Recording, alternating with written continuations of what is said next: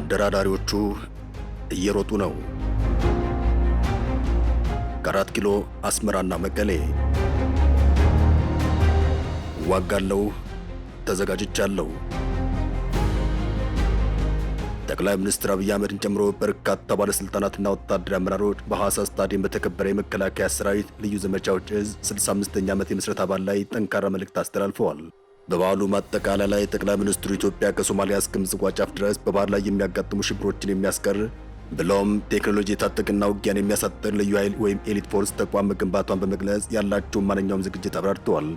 ጠቅላይ ሚኒስትሩ ተዘጋጅተናል መልእክት ባስተላለፉበት ወቅትም በመቀሌና በአብዛኞቹ የትግራይ ከተሞች ህወሓት ከህዝቡ ጋር ባካሄደው ስብሰባ ላይ ለጦርነት መዘጋጀቱን ብሎም ዋጋለው አሸንፋለሁ ማለቱን የሚያመላክቱ መረጃዎች ወጥተዋል። በአስመራም የኢሳያስ መንግስት ከህወሓት ጋር ለመጣመር ተዘጋጅቷል። በዚህ መሃል አደራዳሪዎች በሚስጥርም በይፋም ወደ 4 ኪሎ ወደ አስመራና ወደ መቀሌ በማምራት ከከፍተኛ ባለስልጣናት ጋር መምከራቸውን የሚያመላክቱ መረጃዎችም እየወጡ ይገኛል። ከአደራዳሪ ዲፕሎማትና መልእክተኞች መካከል የሳውዲ የፈረንሳይና የእስራኤል ዲፕሎማቶች ይጠቀሳሉ። በተለይም የሳውዲ ባለስልጣናት ከአስመራ 4 ኪሎ በአጭር ቀናት ውስጥ በመመላለስ ከፍተኛ የማደራደር ሚናቸውን አሳይተዋል። የህወሓት የኢትዮጵያና ኤርትራ ጦርነት ይቀሰቀሳል በሚባልበት በዚህ ወቅት የኢትዮጵያ የሳውዲ ባለስልጣናት አንድ ወር ባልሞላ ጊዜ ውስጥ ለሶስተኛ ጊዜ ተገናኝተዋል። የግንኙነቱን ዓላማ ከሰሞንኛው የ4 ኪሎ መቀሌ ክስተት ጋር አያይዘን እንመለከታለን። አብራችሁን ቆዩ።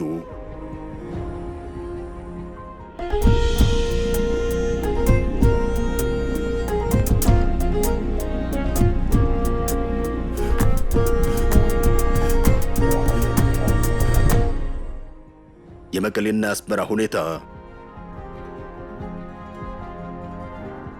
መቀሌም አስመራም ጭር ያሉ ሲሆን እድሜ የደረሰ ማንኛውም ኤርትራዊ በወታደራዊ ግዳጅ ወደ ጦር ግንባር ተወስዷል። ከዚህ ወታደራዊ ግዳጅ ያመለጠ ወጣት ተሰዷል፣ እየተሰደደም ይገኛል። እናም የታወቀና ዓለም አቀፍ ተቋማት ደጋግመው ሪፖርት ያደረጉት ጉዳይ ነው። ምናልባት አዲስ ነገር የሆነው የመቀሌ ወጣቶች ስደት መጨመርና በግዳጅ ወደ ጦር ግንባር መወሰድ ነው። ህወሓት ወጣቶችን ወደ ጦር ግንባር ለመውሰድ ማስገደዱን ተከትሎም በርካታ ወጣቶች ከመቀሌ ከተማ እየወጡ ይገኛል። በእርግጥ ወጣቶች ብቻ ሳይሆን አቅም ያላቸው ሰዎች ጦርነቱን ፈርተው እየሸሹ መሆኑን መረጃዎች ያመላክቱ ይገኛል። የመቀሌ ነዋሪዎችም ንብረታችንን ትተን ለመውጣት ተገደናል እያሉ ይገኛል። በሰሜን ኢትዮጵያ በተለይም በትግራይ ክልል አዲስ የጦርነት ስጋት ማንዣበቡን ተከትሎም ነዋሪዎች ከፍተኛ ጭንቀት ውስጥ መውደቃቸውን ከዘገቡ መገናኛ ብዙሃን መካከል አንዱ የሆነው ዶይቼ ቬለ በዘገባው ላይ አመላክቷል። ካለፈው ሰኞ የካቲት 9 2018 ዓ.ም ጀምሮም በመቀሌና በአካባቢው አለመረጋጋት የነገሰ ሲሆን በተለይም የህወሓት አመራሮች ተዘጋጁ የሚል መልእክት ማስተላለፋቸውን ተከትሎ ህዝቡ ለድንጋጤ ተዳርጓል። ይህን ተከትሎም በርካታ ወጣቶችና አቅም ያላቸው የማህበረሰብ ክፍሎች ግጭቱ ከመከሰቱ በፊት አካባቢያቸውን ለቀው ወደ አዲስ አበባና ሌሎች የአገሪቱ ክፍሎች እየወጡ መሆናቸውን ዘገባዎች ይጠቁማሉ። ይህ የጦርነት ስጋትም በማህበረሰቡ የዕለት ተዕለት ኑሮ ላይ ከባድ ጫና ማሳደሩም እየተዘገበ ይገኛል። በገበያ ላይም የሸቀጦች ዋጋ በከፍተኛ ሁኔታ መጨመሩም እየተነገረ ይገኛል። የጥሬ ገንዘብ እጥረትም ሌላኛው ፈተና ሆኗል። ወደ አዲስ አበባ የሚጓዙ የየብስና የትራንስፖርት አማራጮች ላይ ከፍተኛ መጨናነቅ እየታየ ነው ተብሏል። ነዋሪዎች ስራቸውና ንብረታቸውን ትተው ለመውጣትም እየተገደዱ ይገኛል።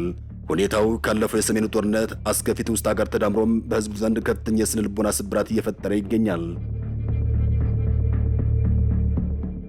በፖለቲካው ረገድ የትግራይ ጊዜያዊ አስተዳደር ፕሬዝዳንት ሌተናል ጄኔራል ታደሰ ወረደ ውጥረቱን ወደ ሰላም ለመቀየር ያለው ዕድል ጠባብ መሆኑን መግለጻቸው ለወጣቶቹ ፍልሰትም ተጨማሪ ምክንያት እንደሆነ እየተነገረ ይገኛል።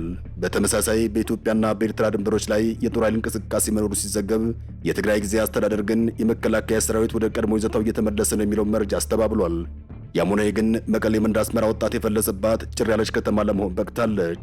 ህወሓት የኤርትራ መንግስት ፈለግ ከመከተሉም በላይ አብሮ በጥምረት ለጦርነት መዘጋጀቱም እየተረጋገጠ መጥቷል። የህወሓትና የኤርትራ ባለስልጣናት ታሪካቸው በመድገም ሂደት ላይ ናቸው። በደርግ ዘመነ መንግስት ባካሄዱ ጦርነቶች ላይ ህወሓትና ሻዕቢያ ተባብረው ውጊያ መክፈታቸውን ኮሎኔል መንግስቱ ኃይለማርያም በተለያዩ ንግግራቸው ላይ መግለጫቸውም ላይ ደጋግሞ መናገራቸው ይታወሳል።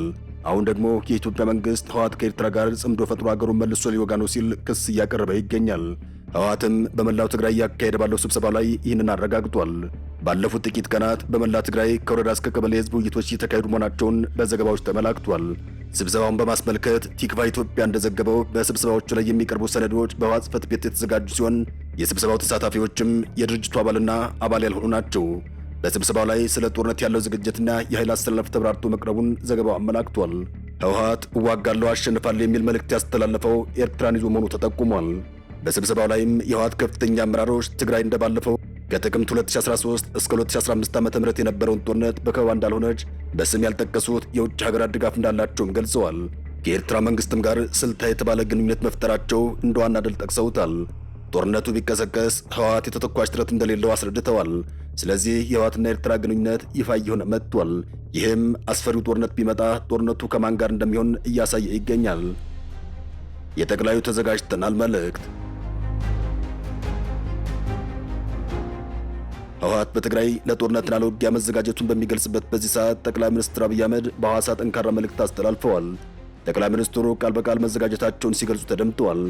ኢትዮጵያ ከሶማሊያ ጫፍ እስከ ምጽዋ ጫፍ በባህር ላይ የሚያጋጥሙ ሽብሮችን የሚያስቀር ቴክኖሎጂ የታጠቀ ውጊያን የሚያሳጥር ልዩ ኃይልና ተቋም መገንባቷን ተናግረዋል።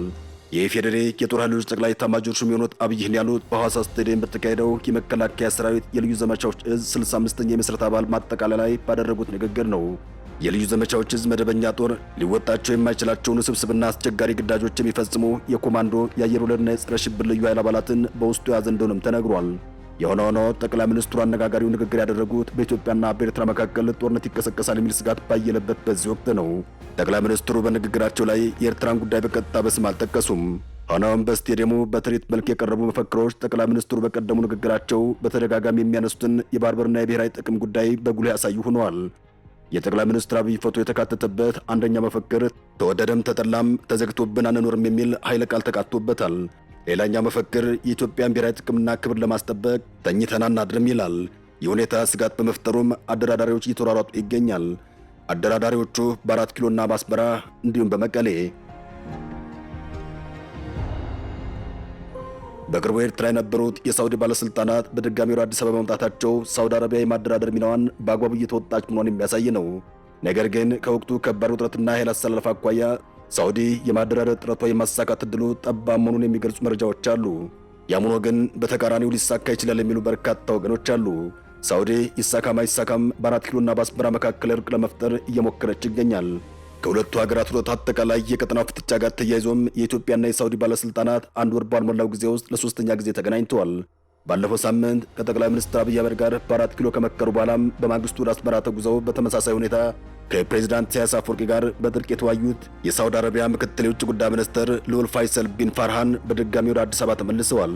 ሚኒስትሩ አዲስ አበባ ከገቡ በኋላም ከዶክተር ጌዲዮን ጢሞቴዎስ ጋር መምከራቸውም ተገልጿል። አንድ ወር ባልሞላው ጊዜ ውስጥ በአዲስ አበባና በሪያድ መካከል ውይይት ሲደረግ ይህ ለሶስተኛ ጊዜው ነው። ከ3 ሳምንታት በፊት ዶክተር ጌዲዮን ወደ ሳውዲ አረቢያ ተጉዘው ከጅዳ ሚኒስትሮች ጋር በጋራ በቀጣይ ጉዳዮች ላይ መምከራቸው ተነግሯል። በተመሳሳይ ከአንድ ሳምንት በፊት የሳውዲ የውጭ ጉዳይ ሚኒስትር አዲስ አበባ መጥተው ከጠቅላይ ሚኒስትሩ ጋር መወያየታቸው አይዘነጋም እና ሚኒስትሩ ለውይይት ድጋሚ መጥተዋል። ውይይቱ እየተካሄደ ያለው የኢትዮጵያና ኤርትራ ጦርነት ሊፈነዳ ጫፍ ላይ ደርሷል የሚል ዘገባ እየወጣ ባለበት በዚህ ወቅት ነው። በቅርቡ ዓለም አቀፍ ተቋም የሆነው ኢንተርናሽናል ክራይሲስ ግሩፕ ይፋ ባደረገው ሪፖርት ላይ አደራዳሪ አካላት ጣልቃ ካልገቡ የኢትዮጵያና ኤርትራ ጦርነት መቀስቀሱ አይቀርም ማለቱ ይታወሳል። የኢትዮጵያን የህወሓትና ኤርትራን የአፍሪካ ቀንድ ያረርምቅ ያለው ክራይሲስ ግሩፕ ግጭቱን ለመከላከል እስካሁን ከተደረገው ጥረት በላይ ተጨማሪ ዲፕሎማሲያዊ ግፊቶች እንዲደረጉ በአጽንኦት ጠይቋል። ትግራይን የሚያዋስኑት የአማራና የአፋር ክልሎች ነዋሪዎችም ከዛሬ ነገ ጦርነት ይጫራል በሚል ጭንቀት እየተሰቃዩ መሆናቸውን ሌሎች ተቋማት ስጋታቸውን እየዘገቡ ይገኛል። የአፍሪካ የፕሮግራም ዳይሬክተር የሆኑት ሙሪታ ሙቲጋ ኢትዮጵያን፣ ኤርትራና የትግራይ ክልልን የሚያፋልም አዲስ ጦርነት መቋቋም የማይቻል ዋጋ ያለው ነው ሲሉ ተደምጠዋል። አደጋው ሶስቱን ወገኖች እንዲታቀቡ ያደረገ ይመስላል። ይህም ሆኖ እንዳያገረሽ ከዚህ በላይ መደረግ አለበት ሲሉ ማሳሰባቸው ይታወሳል። በሰሜን ኢትዮጵያ የተፈራው ግጭት ከተቀሰቀሰም በሱዳን ካለው ግጭት ጋር ተደራርቦ ሀያላን የውጭ ተዋንያን እንደሚገቡበትና ተለዋዋጭ የሆነውን የቀይ ባህር ቀጠና እንደሚያውቅ እየተዘገበ ይገኛል።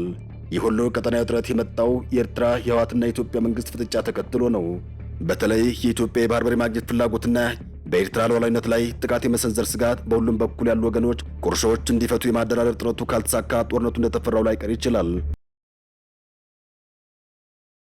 ጦርነቱ ብሎ ከፈነዳ ግን ዓለም አቀፍ ተቋሙ እንደገለጸው ሰሜን ኢትዮጵያ የባህር በርሜል ይሆናል። ያ ብቻ ሳይሆን የአፍሪካ ቀንድ ቀጠናን የሚያናውጥ ጦርነት ሊቀሰቀስ ይችላል።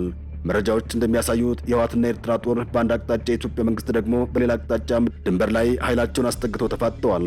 ይህም በመሆኑ አደራዳሪዎች ወደ 4 ኪሎና አስመራ እንዲሁም ወደ መቀሌ በሚስጥር በይፋም እየተሯሯጡ ይገኛል። የኢትዮጵያና የኤርትራ ውጥረት ወደ ግጭት የሚያመራው በፌዴራል መንግስትና በህወሓት አለመግባባት በመሆኑ አደራዳሪዎች ከሰሞኑ ወደ መቀሌ አምርተው እንደነበር መረጃዎች እያመላከቱ ይገኛል። ወደ መቀሌ ከሰሞኑ አምርተው ከጊዜ አስተዳደሩና ከህወሓት አመራሮች ጋር ከመከሩት መካከል የፈረንሳይና የእስራኤል ዲፕሎማቶች ሲጠቀሱ ከአፍሪካ ህብረትና ከአሜሪካ እስካሁን የሄደ መኖሩ አልታወቀም። የተፈራው የሰሜኑ ጦርነት ሊቀር የሚችለው በሳውዲ ማደራደር ጥራት ብቻ ሳይሆን በዋናነት በአሜሪካ እንደሆነም በርካቶች እየተናገሩ ይገኛል። ሰላም ለሀገራችን፣ ሰላም ለህዝባችን። አበቃን። ሰናይ ጊዜን ተመኘን።